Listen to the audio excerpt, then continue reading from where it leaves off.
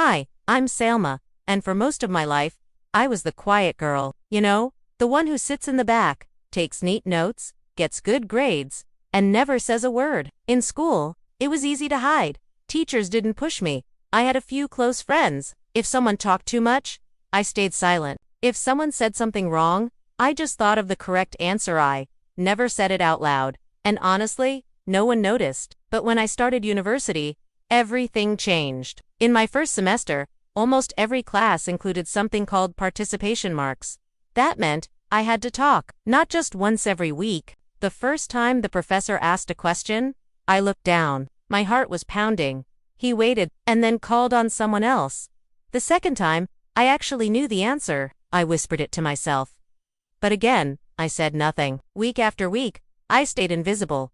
Then came the group project. We were 5 students working on a topic I loved, the psychology of habits. I did most of the research, wrote parts of the script, and made the slides. But when it came to presenting, I chose to design the slides and stay in the background. The day of the presentation, one of our speakers texted, "I'm sick. I can't come. Sorry." Panic. We had 5 parts. Now, only 4 speakers. My group stared at me, and then the professor said, "Salma, would you like to take her part?" My throat went dry. I almost said no, but something inside me, maybe anger, maybe courage, whispered, "Say yes."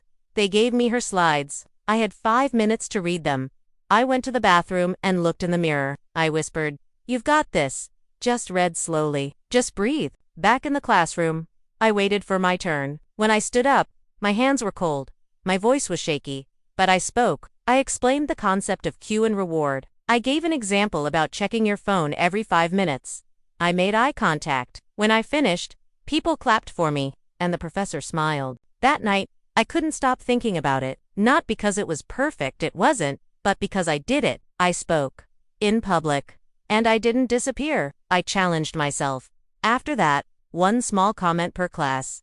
Join 1 study group. Ask 1 question, even if my voice shook. Not always loud. Not always loud. The more I spoke, the easier it got.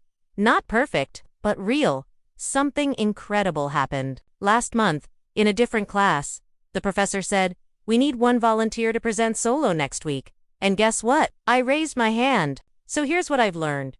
You don't have to speak perfectly, you just have to start. And bravery isn't being fearless. It's speaking even when you're scared. I'm still Salma. I still get nervous.